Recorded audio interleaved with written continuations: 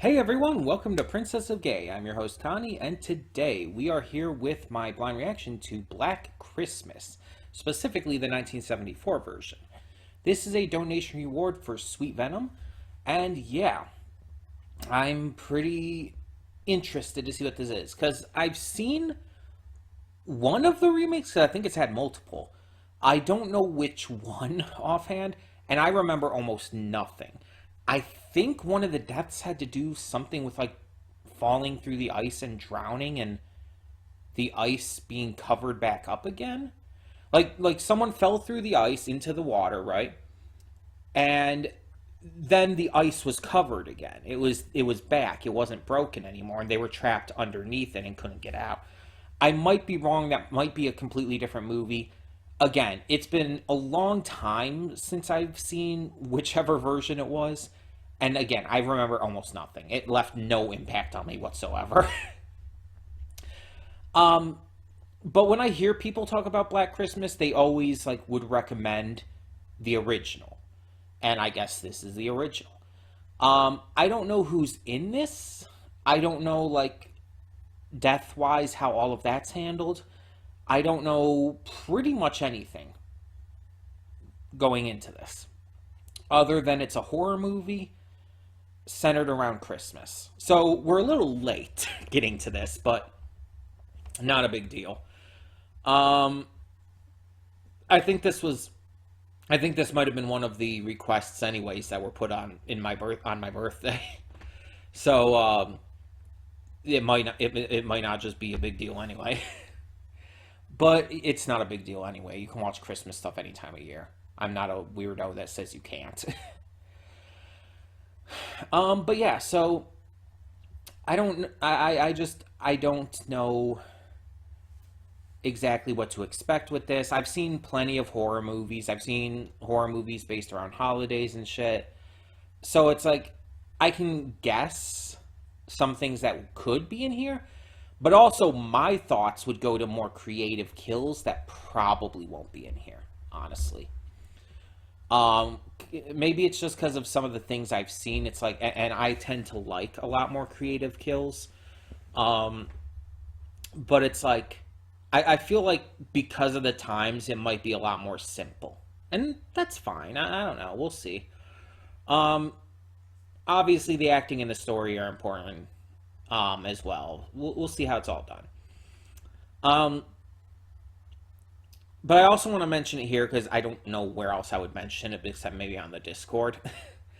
I did see the new trailer for the next Scream movie, Scream 6, that's going to be coming out. And it looks like they're taking things in a new direction in a very good and interesting way. So, just speaking of horror movies, that looks like that's going to be pretty good. But either way, yeah, I'm excited to see what this is like and why people always recommend the original compared to the remakes. So, we're going to get into this and see what it's like. When the screen fades black, pause this redirect and go to the description below. Follow the link to the reaction, and after you watch it, come back here to the redirect and resume play. Because after it fades to black and then it fades back in, everything from that point forward will be my afterthoughts and will contain spoilers to the movie. So, that being said, thank you so much for tuning in, and I will see you at the reaction. And we are back, and we'll begin with spoilers in 3, 2, 1, now. So, for a movie called Black Christmas, this had very little to do with Christmas. It takes place around the season, that's literally it. Nothing about the holiday is important to the film or really relevant to anything happening. Apparently, it was inspired by an urban legend called The Babysitter and the Man Upstairs, which has been made into multiple films and whatnot, as well as a series of murders that took place in Montreal, Quebec. Um, and upon its release, it received mixed reviews, but has since then become kind of a cult classic, receiving critical reappraisal. And it's noted as being one of the first slasher films. Uh, my opinion on it is it's very meh. It's very bland and basic and not a lot of answers are given, which I guess is kind of the point, but at the same time, it's like there's no real satisfaction in the ending, um, because it kind of implies that she's gonna die because Billy's still in there. It looked like there was a cop or someone outside, but why outside? Why would you leave her alone in the house? Like, even if they thought they caught the killer, it just seems like a bad idea. Um, and so, yeah. It just, it was, it was not bad, but I just don't think it was that great. And it was definitely rated R just for the language, because the blood and stuff was not that bad. The language was the only really real like R rating worthy stuff in it. Um, Apparently, A.H. Weller of the New York Times called it a whodunit. That raises the question as to why was it made.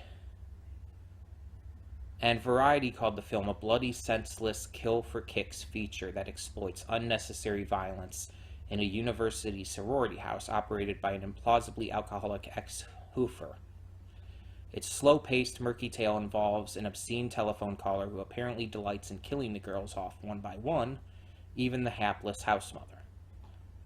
And Gene Siskel of the Chicago Tribune gave it 1.5 out of 4 stars and called it a routine shocker that is notable only for indicating the kind of junk roles that talented actresses are forced to play in the movies. And honestly, I can't really argue. It's like it just didn't really stand out at all. Like, people praise this, and again, it's become kind of a cult classic, but it wasn't anything special. And maybe it's because it was one of the earliest slasher movies that it just doesn't really stand out amongst everything else we have nowadays. But it was just kind of bland. And again, why is it all about Christmas and stuff, but it's not anything about Christmas? It's like one of those Christmas movies that actually has nothing to do with Christmas, but it's just called a Christmas movie just because. Um, and I was right that there are 2 remakes. And I looked them up a little bit and just like gave a quick glance to them. From what I can tell, I think the one that I saw was the 2006 one.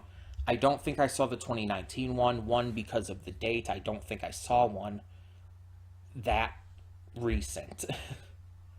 So the one I saw, I think, was the 2006 one, which apparently got some like real huge flack from people because it was released on Christmas Day, I guess.